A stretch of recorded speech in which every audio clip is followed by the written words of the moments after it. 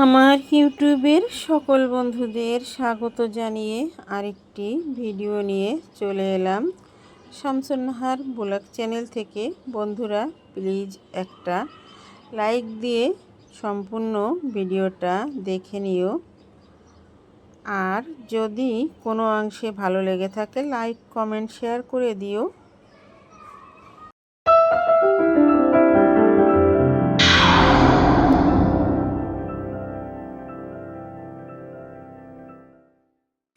আসসালামু আলাইকুম, চলে এলাম মূল রেসিপিতে বন্ধুরা।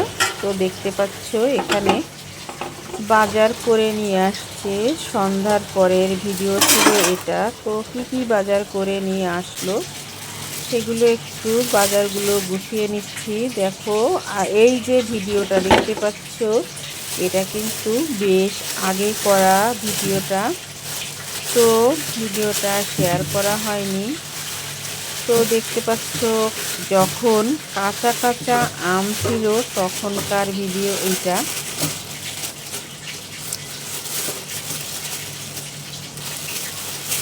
অনেক সময় অনেক ভিডিও শ্যুট করে রাখা হয়, কিন্তু দেখা যাচ্ছে পিছনে চলে যায়, সামনেরটা ভিডিও দেওয়া হয়, পিছনেরগুলো কিন্তু আর দেওয়া হয় না। তাই এই ভিডিওটা কোথায় জানি লুকিয়েছিল, সেটাই আজকে তোমাদের সাথে শেয়ার করে দিচ্ছি।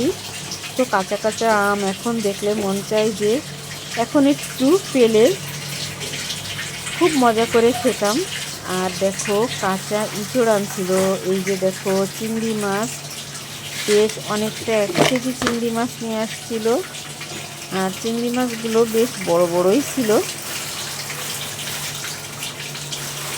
আর এই যে দেখো এখানে দেখতে পাচ্ছ এইগুলো হচ্ছে বিড়ালের জন্য মাছ আনছিল, আর এইগুলো আমাদের জন্য আনছিল। এটা হচ্ছে সিলভার কাপ মাছ, বড় সাইজের একটা সিলভার কাপ মাছ আনছিল। তো সিলভার কাপ মাছ কিন্তু আগে অনেক খেয়েছি পুকুর থেকে মেরে, কিন্তু তারপরে গ্রাম থেকে চলে আসার পর আর তেমন একটা সিলভার কাপ মাছ খাওয়া হয়নি।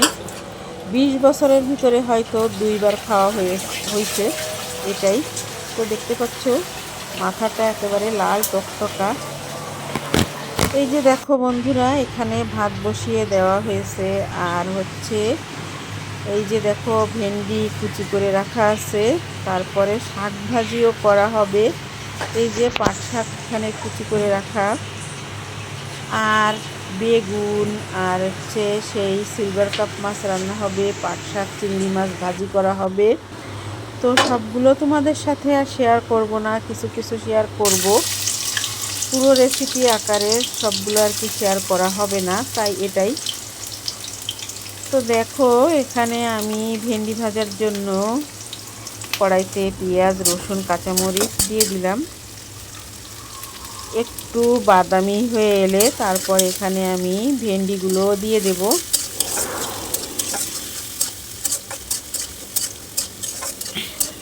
আর আমি কিন্তু ভেন্ডি ভাজিতে কোনো রকম হলুদ ব্যবহার করি না, শুধু লবণ দিয়েই ভাজি।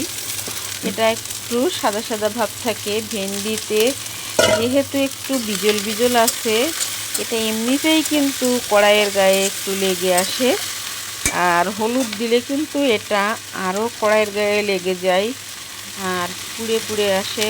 এই পুড়া ভাব হয়ে গেলে ভেন্ডি থেকে একটা কেমন জানি একটা গন্ধ আসে, সেই গন্ধটা খেতে ভালো লাগে না। এর কারণে আমি ভেন্ডি ভাজিতে হলুদ না দিয়েই ভাজি করি, এটাই কিন্তু খুবই ভালো লাগে হলুদ না দিয়ে ভাজি করাটা। তো এদিকে ভেন্ডি ভাজি বসিয়ে দিয়ে তারপরে দেখো এখানে মাছ রেডি করে নিলাম। সিলভার কাপ মাছের পেটের অংশ নিচ্ছি কয়েক পিস, আর হচ্ছে আলু। আজকে সিলভার কাপ মাছ দিয়ে আলু বেগুন দিয়ে রান্না হবে। তো দেখো মাছের ভিতরে আমি হলুদ লবণ মেখে নিচ্ছি, আর আলুগুলিতেও হলুদ লবণ একসঙ্গে মেখে নেব।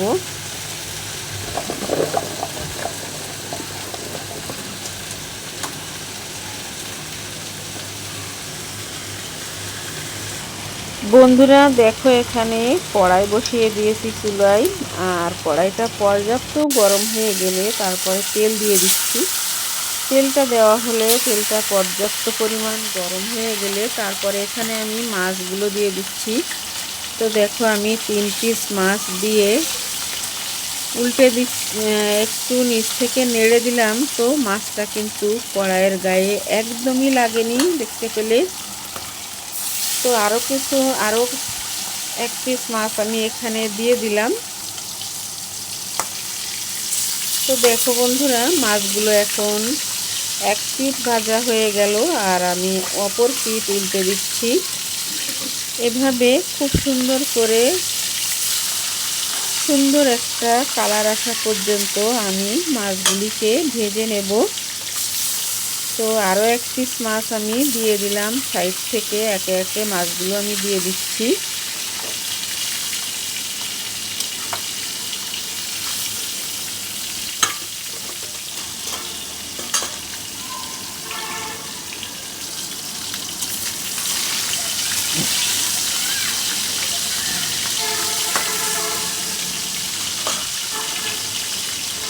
বন্ধুরা, আমার শরীরটা এতটাই খারাপ যে আমার ভয়েস দেওয়ার মতো পজিশন আমার নেই। তারপরেও আমি বসে গেলাম ভয়েসটা দিতে। জানি না তোমরা আমার এই কথাগুলো শুনতে পাবে কি না। তো দেখো, আমার এই যে প্রথম যে মাছগুলি দিছিলাম সেগুলি ভাজা হয়ে গেছে। আর এখন আমি সেই মাছগুলি তুলে নিলাম। বাকি লাস্টে যে মাছ দুটো দিয়েছিলাম সেগুলো এখনও 1 পিঠ ভাজা হয়ে গেল, অপর পিঠটা ভাজা হয়নি, এখনও ভাজা হয়নি। তাই আরও কিছুক্ষণ ভেজে নেব।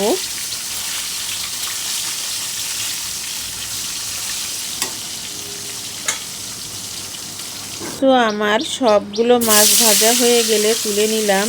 আর এখানে আমি দেখো, ওই যে কিছুটা তেল রয়ে গেছে সেই তেলের ভিতরে আমি এখন বন্ধুরা, আলুগুলো দিয়ে দিচ্ছি। আলুগুলো দিয়ে ভেজে নেব। তো এভাবে তরকারিতে যে আলুটা আমরা ব্যবহার করি সেই আলুটাও কিন্তু যদি আমরা তেলের ভিতরে ভেজে নেই তো খেতে কিন্তু খুবই সুস্বাদু হয় আর একেবারে মোমের মতো গলে যায়। আলুগুলো আমার ভাজা হয়ে গেলে তুলে নিচ্ছি।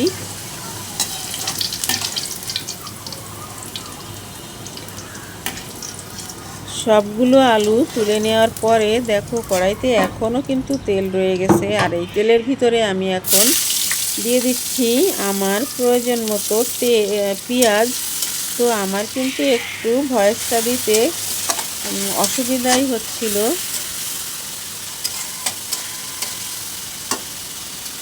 পেঁয়াজগুলো দেওয়ার পরে এখন আমি দিয়ে দেব বাকি এই যে এখন আমি লবণ দিয়ে দিলাম। আজকের রান্নাটা আমি একটু অন্যভাবেই করলাম। আর মশলাটা কষানোর জন্য একটু পানি দিয়ে দিলাম। পানিটা দিয়ে নেড়ে চেড়ে এখন যে বাকি মশলাগুলো আমি সেগুলো এখানে দিয়ে দেব। প্রথমেই দেখো, আমি আলুগুলো দিয়ে দিলাম। বন্ধুরা, এখানে আমার মশলাগুলি যে আমি দিলাম, মশলাগুলি দেওয়া ওইটা স্কিপ হয়ে গেছে যে আমি কি মশলা দিচ্ছিলাম এখানে। তো এখানে আমি জিরা, রসুন আর শুকনো মরিচের গুঁড়া দিছিলাম।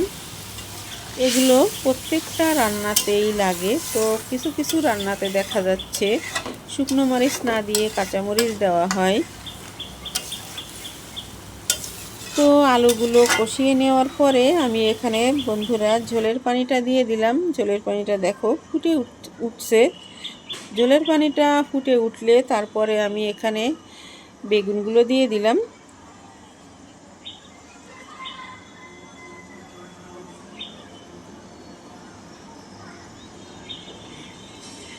বেগুনগুলো দিয়ে ঝোলের সঙ্গে ভালো করে মিশিয়ে নিয়ে তারপরে আমি এখন ঢাকা দিয়ে দেব।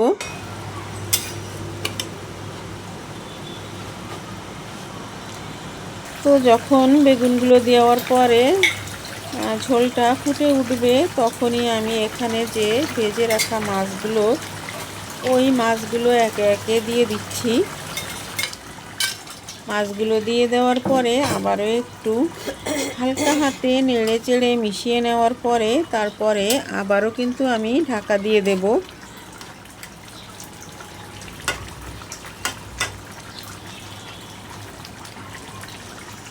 আর এই যে ঢাকা দিয়ে দিলে কিন্তু বেগুনটা একেবারে সফট হয়ে যাবে। তো ঢাকা দেওয়ার আগে আমি একটু ঝোলটা চেখে দেখতেছি। আর হচ্ছে কয়েক টুকরো কাঁচামরিচ আমি এখানে দিয়ে দিলাম।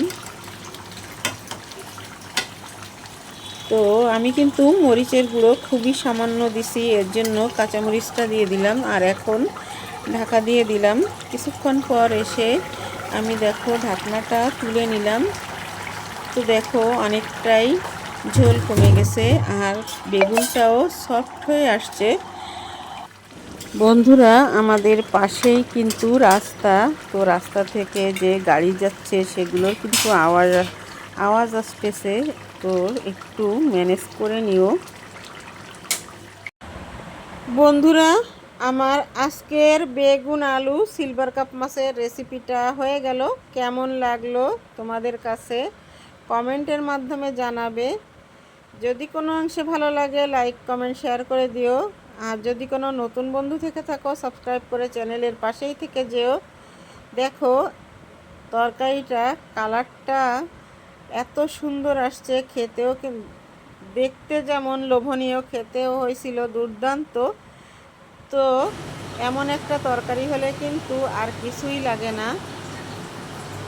বন্ধুরা, আজকের মতো বিদায় নেব। চলে আসবো নতুন দিনে নতুন কোনো একটি ব্লগ ভিডিও বা রেসিপির সঙ্গে। সে পর্যন্ত সবাই সুস্থ থেকো, ভালো থেকো, সবাই সবার পাশে থেকো।